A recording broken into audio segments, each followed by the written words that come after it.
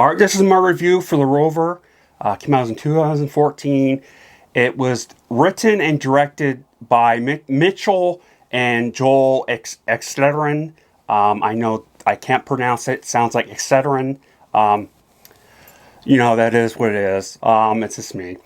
And it is a Western apocalyptic movie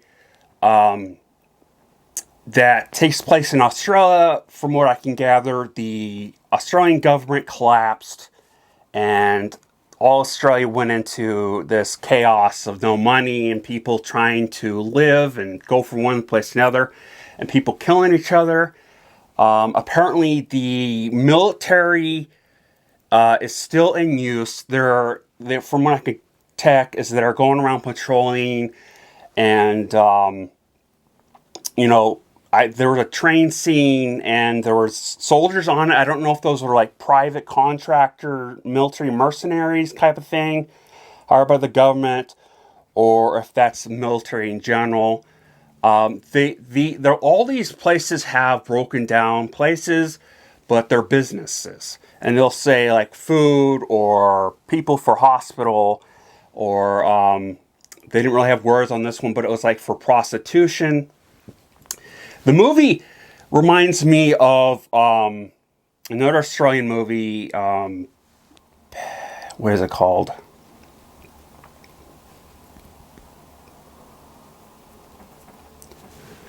Of Mad Max.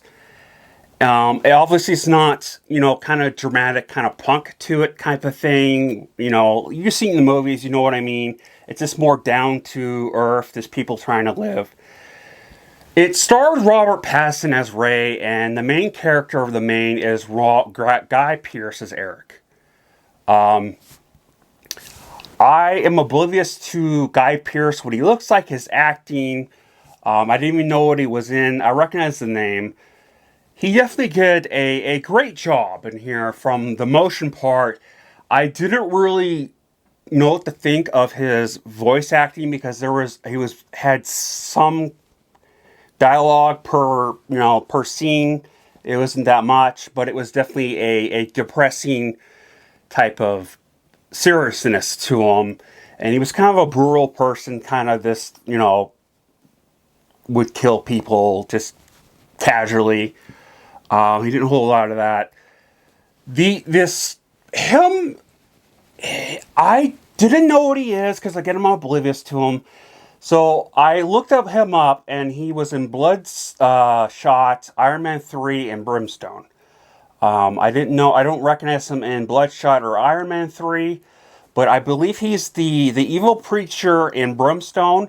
And so that makes me go back onto his dialogue, because he had a lot more in there, and I definitely would say he does a good job on that. I know he's a huge actor, and I know it's probably just kind of stupid to people that I don't know who he is. But it is what it is. When it comes to, the thing about Robert Pattinson is, as you know, I am on this small quest, of trying to see him in a different light of his acting, see his full. I did a review of, I don't know what the movie was, but I was talking about this, and that he was in there in a certain small part, so I wasn't really 100% bought on it. I like to be more thorough, and that's just my brain. So Nate told me about this movie, a friend in a stream, right?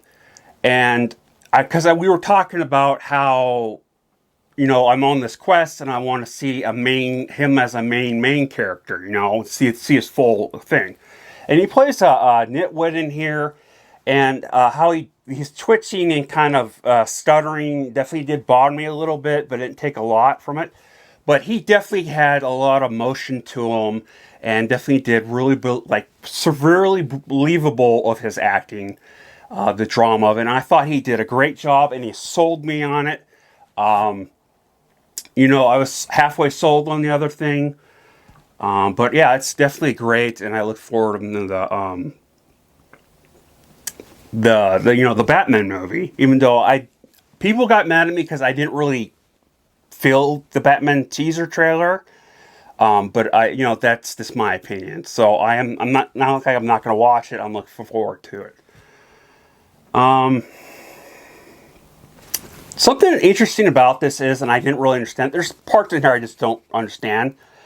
And that's because just like what led up to the Australia collapsing and why it's like that, and then the backstory to Guy Pearce's character, they kind of talk about it or put something in there at the end, which I was confused about. Because he goes after this car this whole movie. He wants it, and you don't know why. Assuming it's something in the trunk, because that's all I can see.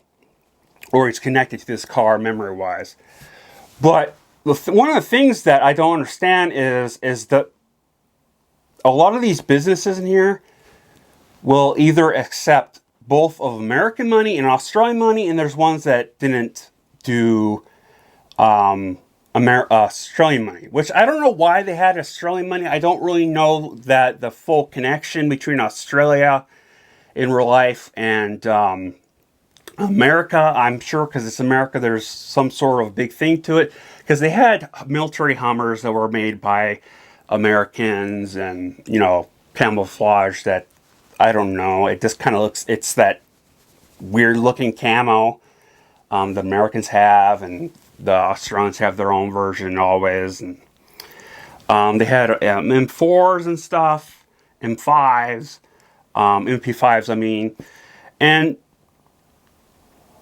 the drama of this is what kept me going. And I was just, and also just the fact that I was just curious why his motives, why he wanted that car so much.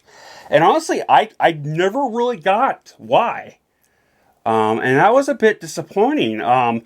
This is more of a thriller, kind of apocalyptic western. So there was no, you know, a whole lot of story to it. There's barely any story to it. It was just him going from one place to another, interacting with people, killing people, buying stuff.